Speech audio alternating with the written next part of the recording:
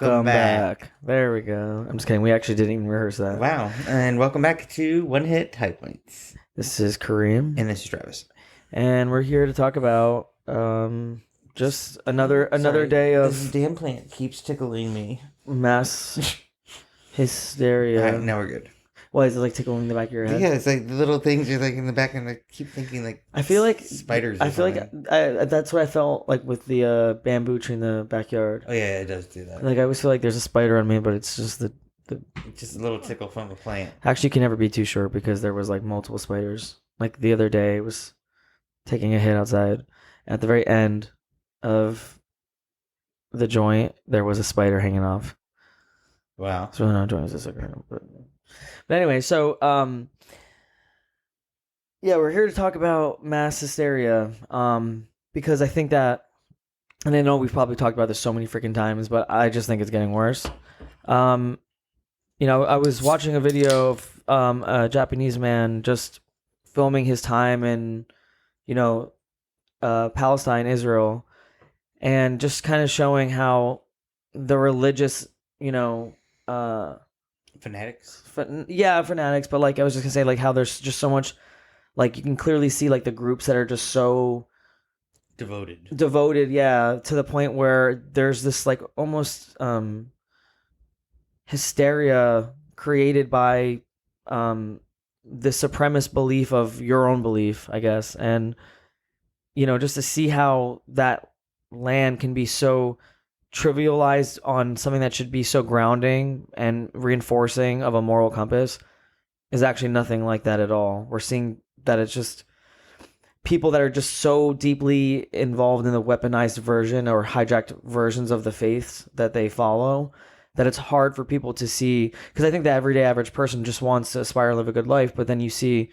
you know, certain fanatics that are specifically, you know, protected or pushed by certain governments, and I think it all kind of goes to show there really is a separation of morality when it comes to the government versus the religion that they're pushing or are pushing policies under that said religion. Mm-hmm. And I don't think you could be a government that necessarily keeps religion at the forefront of every decision if that can clearly be changed based off of what your goal, your political goal is, because never in any, at least Semitic religion that I've, you know, read about or ever been educated on, because I obviously know my own faith and there's still so much to be learned. But with other, you know, Semitic faiths, it's you don't really hear the everyday average person glorifying certain war crimes against humanity the way that it's being perceived now. Yeah, they're almost like killing in name of religion, or almost for themselves in some aspects. And it's always been that, of course, but... Yeah, to me it's just, I don't understand. Just like, it's a site of worship. It's a site that's very meaningful and very foundational to like two religions, or even, you know, all three religions of Christianity, you know, Islam and, you know, Judaism. But it's like, and it's all historic, and it's like, okay, how about we just make this like place where they can just happily just worship, like yeah. It's and then it in my mind is, you can't make it that, because it's all about the entitlement of it, of who owns it, which is all in my mind just greed within itself, which is then, you know, something that is, you know, that the devil would be kind of tempting you to do type thing. So is it really religious motives anymore, besides you just want the power of it? No, I think it's very clearly a hijacked kind of agenda with religions. I think I think satanic elites, you know, I think they hijacked every major religion, and I think they've sprinkled their agendas throughout to create mass war and hysteria and psychosis, to be able to control people and to always have them feeling more divided than united. And I think that's because if more people were united and we were able to hold accountable these evil people with a full, clear conscience and a head that was, you know, like formed and not being imprinted on by propaganda, I think the average person would never have allowed evil like this to happen. But it has to be done in a really secretive, sinister way where it can't be blatant at first. But now I think it's the most blatant it's ever been because the control is so strong that the people that have kind of been able to either break programming or just always been an observer can see now that they're so emboldened really by just being so blatantly evil and just provoking, the people at this point that, yeah, your rights are very, trivialized right now. And we have the power. There's nothing you can do about it. Whatever the hell we say is what we say. We can be, presidents that none of you even really wanted to be the candidates, but it doesn't matter what you say. We're an elitist group, and we have the control, and we put the people in the power that we want. So, and I think this goes for like most world governments, but what I'm really seeing... I don't really truly believe that the power is within the people in some aspects. It's like, because we look at our individual votes, it's like they're all tallied up, and then it's just all of these elites and... But the real power is with the people. The political influence we think we have, yes, we still have that power. I don't want people to feel like you shouldn't vote. I'm just saying that the power in the people is in the people that stand united on said policy or said solutions, and candidates that actually will work for our vote. I think that's the part I'm talking about. It's like people being awake to what propaganda is, and as opposed to just believing everything. So well, I think some of it is it's became worse ever since the Me Too movement came out, because it's like, and there was nothing wrong against that. Did it? Because I feel like it got way worse, or it was way worse way before that. But what I'm getting at is that every other person that was like after that was more of a minority wanted their spotlight after that point. Mm-hmm. And not saying that none of them should have been talked about, but what I'm getting at is that everyone wants to be pleased, but everyone can't be pleased. Meaning that, the government can't please 100% of Americans. So at some point, like these politicians have to pick and choose. And even if I went up for public office, I wouldn't not be able to meet everyone's needs. Of course, and that's why you listen to the stronger, united. And that's where they get kind of corrupted, is because you have the lobbyists that's all of a sudden funneling money in to kind of sway them, because there's especially always going to be foreign lobbyists. Yeah. So it's that's why I don't really ever, because I think a lot of people actually care so much more about foreign policy now than ever before, because they're realizing why are Americans suffering so much for wars that are happening overseas, like in Europe too with Ukraine. Why are we funding these wars when the American people need that money to be able to help themselves, to then think about how we can work together to help other nations that we are apparently allied with? I don't know what Israel offers the U.S. in any way, shape, or form, but that's just me. But I think it's just crazy to see how people, if they realize that they can stand stronger with policies that overall work for the betterment of collective society within America, that comes with looking at propaganda face value and seeing, hey, is this something that clearly screams propaganda? Yes. If you're able to do that, if you're able to be awake, then I think the average American will, whether you're Democratic, Republican, Libertarian, whatever all the other fucking branches are called, you're able to get people that ultimately just want to live side by side in the best way they possibly can. And that only comes again from having more unity, and not our political parties continuing to put propaganda out, not only about other nations, but about other parts of the country that we live in. This side is this side is that. If you don't vote this way, that you're on this side and you believe in that. And there's just so much rage and cancel culture, outbursts, because people just can't fathom the idea that someone's offering a different perspective. And not all the time, it would be something that some people, are particularly combative. They'll purposely be combative and purposely say something to irk people. And those are the people that I just think that, okay, they're obviously so deeply trolled and propagandized that there's no reasoning with them. But I think that if you're able to talk to another person who has a different opinion than you should be able to still have an open conversation, and not necessarily see a title floating above a person's head, but rather they're also living and inhabiting the same planet as you, probably the same state, I would imagine. And you just want to be able to compromise on the best possible solutions. And the moment you feel like you need to cancel someone or get nasty with them, I think you're doing exactly what, both political parties that are corrupted do, which is want you guys to fight. They want you guys to forever stay, Well, I think that's the reason why split. Both parties are. You made the comment about if you believe one way, they come at you, or something along those lines, where they get combative. You don't fit or agree to something or disagree with something differently.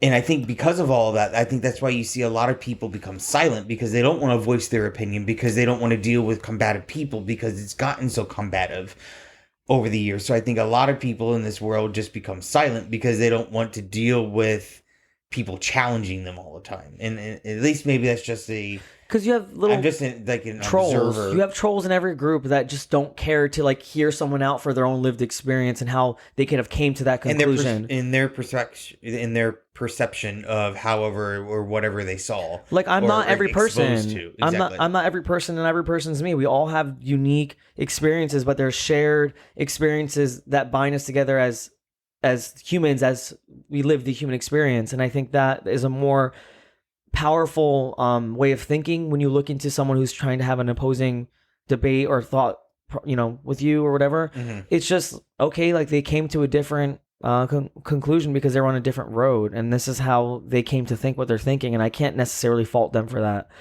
I can only ever fault them if they're not willing to listen and be respectful while listening, as well as being able to like be more open-minded, as I can only hope to be the same way, and that's a vice versa thing. Everyone can do better at it, right? What we're here for, I think, is to be teachers of the world and kind of, share the good humanity and share the good faith. That's our role for why we're here, regardless, in my mind, whatever religion you believe in, as in that we're here for good faith in whatever that faith is. I may sound moody too, because I definitely have my aggression, like I would say like assertiveness. I don't want to say aggressive, but I have my assertiveness with people that I find to be just I guess complicit in evils happening, or if they're being disrespectful and clearly blatantly indoctrinated to have hatred. Like those are the types of people like I'll definitely stand my ground and go after. And I think there's two different types of people there. You have the ones that are just blatantly just negative or just evil, because I don't want people to say that you just be like completely docile in a verbal and conversation. then you have the uneducated verbally be docile to say, or the people that don't know enough about it, that are just silent. I think there's two different types of silent people out there. Because there's the silent people that are just always the observers, that are just having their opinions constantly change as they live life, and that's kind of how I feel like I've been my whole life. Like I'm not a Democrat, I'm not a Republican, I'm not whatever titles that there are out there. I'm just someone who's like born in this country, grateful because I'm first generation, and I'm just happy to like be with my friends and family and live a life that is not obviously war over our heads, but I'm not also blind to it happening to other places that we also fund for it to happen in other places. I'm more so just like, how can we make our living situation well enough that we can then feel less stress and less of a, I guess, less of like a I think a selfish nature kind of comes out of people when they're really struggling, right? And I think, unfortunately, that's just human nature. But if we're not struggling so much here, I think our hearts could be opened a bit more. But also, we're seeing a shift happening in the sense that because so many people know why it's so bad here is because of these wars that we're funding. That it's like we have to start caring more than ever. And we've talked about this several times now, but that's why I think there's such a battle in the spiritual warfare happening in real time, because you're seeing so many people really feeling activated, and the movement is growing and the shift is growing more and more, because they're like, dude, something's got to give. Like, I may have supported this at one point, but something's got to give. Now I'm like more neutral. Like, what the fuck do I think? And then you start seeing people actually be more educated, because they have to care. Their situations is being threatened. So I always say, for the people that are feeling still too comfortable, like your time's coming for your like comfortable bubble especially to if be it popped. breaks out into full-on war, like that, and multiple other countries get involved, and then that's when all of a sudden you're going to see it's going to hit your pocketbooks real quick then, because grocery prices go up, everything goes up at that thing when there's a world but war then people have another choice. Do we do the thing that's still battling the other side for the sake of battling the other side, or do we look for a peaceful, diplomatic, only one true way of being able to find a solution, and that's never through war, never through violence, because it'll only ever create more ripple effects of it happening. and of course we know that it then will never stop. So I think that the only true way is diplomacy. But if there is, armed resistance, like one person has to ask themselves, which I always ask myself, if I was in that situation, would I do the same? And yes, if I was being threatened to be killed, my whole family was killed and bombed, and this was everyone would, any person on this, any walk of life would, any walk of life would. So I always come from a place of compassion in all, aspects of life, because I think, again, I could have been born in any body, any country, any, ethnicity, race, whatever. So I don't know how people still are in that place where they don't think that the solution is actually the clearest it's ever been. The more united you are on a solution, the faster and quicker the solution will come, in a way that will usually help the majority of people. And for those that it maybe not help as much, then guess what? We're in a better place that we could probably help those people now, because we have more compassion. Truth. Because again, your selfish and greed won't take over as much. And I think, again, greed is more prominent than it's ever been, because I think it's the government wanting people to be. I think there's that mass psychosis and hysteria that you create within once functioning societies, and now everyone changes, right? And that's a social experiment. Even with Israel, I think you've created a state where you have these people thinking they can do no wrong, and that there's no accountability that's to be had on anything that they do. And we're seeing in real time that there are so many people on earth right now that have been awoke or have been awakened to what's happening right in front of their eyes. And I think they're the ones that are the truth tellers, and they're going to be able to spread more and more of that truth. And I'm so grateful for anyone who's willing to speak out. I don't know why I'm stuttering on this, because I think it's so tense. It's so tense. My heart like palpitates a million miles per hour, because I just feel so deeply for human life, no matter who it is. And there's just like a specific evil that I see, and that evil is clearly like it's clearly what I feel like most religions talk about. I think it's real. I think it's true. I think there's an unexplainable evil, but it's very much the evil that's in that's corrupting everything. This is the biggest, spiritual warfare I think that, you're really seeing in like actual time, or actual spiritual warfare, hit that. But no, I think it's just giant spiritual warfare going on, and you're seeing like the true evil against, just the test of humanity. I think is really what is really happening right now, and that's like, I always like to see it as like, if there's one God, then there's one evil. That's like how I always say it. Like, I don't believe in like multiple evils or different like evils. That's what I'm saying. So I see it as the one evil is like the opposition to God. Like, there's God and there's evil. Yeah. Because evil, I think, takes form in so many things, but it's really all the same source. It's that evil. You have God and the devil, and it's A-B. So heaven and hell. So if we can be unified on that, like religions of the world, which I believe, again, the average everyday person would not care if there's a neighbor of theirs that is a different religion. I really don't think they would. I think it's indoctrination, and I think it's evil leaders that are clearly like possessed by evil. To push those narratives only to control the people. I mean, it's just so obvious at this point. It's never been more obvious how bad, our world leaders want us divided. I mean, especially in this country, in the U.S., it's like, it is so ridiculous that every single time I see a debate, I'm like, is this a football game, or is this like a country that's actually like trying to work together to be like, hey, y'all, we all live here together. What the hell are we going to do to make this a better place? Not these like ad hominem attacks on every single politician, on each other. And then we see that, okay, if our political leaders are treating each other this way, does that mean that us Americans should be treating our neighbors this way? Like, it's become like a game and a meme, and it's just the whole line of respect was just completely lost. So like you're saying, is the political leaders both sides are making a fool of themselves in my mind, and they're not leading that like as an example for the children looking at them. or the young adults or anything else like that. They're basically saying that this is how the government works and this is how society works. Trump is like saying And- Kamala and trying to make it trendy, and Kamala says I'm speaking and squints and does the crossing trying to make it trendy and girl boss. They're all name calling at this point. It sounds like we're back in high school again. It's cringe, and it's like how this is why I tell people, like, if you watch mainstream media, if you're still at this point like not thinking the government needs like a whole ass reform, then like I don't think you're educated. I don't even think that you're just a free thinker. I think you're actually just a tribalist sheep who will believe anything your political party says at all costs because it's the lesser of two evils, is what you kind of say in conversation and passing, but that's your identity. Your identity is your political party, and you think everything within your political party is what you should believe in and support unequivocally. If not, then you should be on the side that's saying, actually, nah, I don't want these two evils. I want to reform. I want to change. This has to change. Something has to change. Mm-hmm. So, yeah, I mean, I'm still open-minded, obviously, to hear people on whatever political party tell me why they're still on their political side overall. And that's completely fine. But as just someone who just is an observer of both sides, I don't want to associate myself with something that can automatically be, an identity politic type situation where like someone's like, I'm going to see you this way only because you identify with aspects of this. I just try to say, I hear everyone out, and I'm all about good ideas and good solutions, and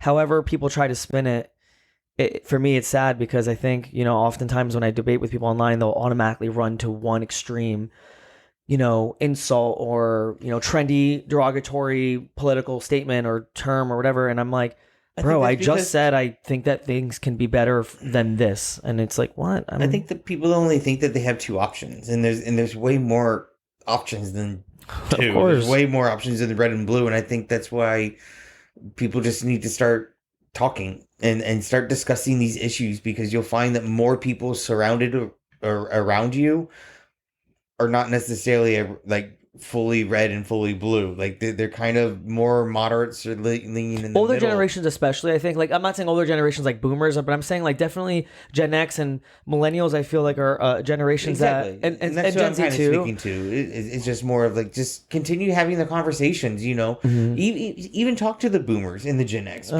Just for the more of because they're not all bad. Like we know. No, you can talk to a lot of the Gen Xers. And I think that they'll kind of have a more fair view than a boomer if you're trying to get a similar understanding of like what they've lived through, because I think Gen X, but that's the piece of it is that they have lived longer, and you have to necessarily, but they're not so old that they're completely out of touch, because I feel like but you have to listen to their experiences and just see. That's what I was gonna say. But still, if you want to hear, if you still want to hear their perspective, I believe personally you should still know about what people really think, like especially when you sometimes are going to be around certain people, you just want to know what they actually think. Like you have to learn from your elders in some capacity, but you have to also have to evolve. Aunt this or great aunt or grandpa this or that.